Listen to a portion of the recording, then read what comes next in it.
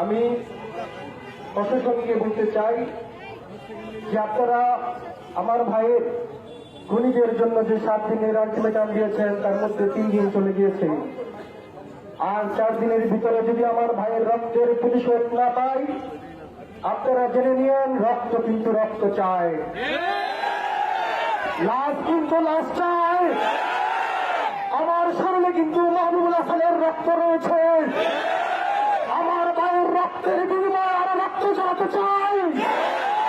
যারা আমার ভাইয়ের রক্ত ঝরিয়েছে, আমি তোমাদেরকে শেয়ার করে বলতে চাই, আমার শরীরের শেষ রক্তবিন্দু পর্যন্ত এই রাজপথে ঢেলে দিয়ে হলেও আমার ভাইয়ের রক্তের বদলা আমি নিব ইনশাআল্লাহ।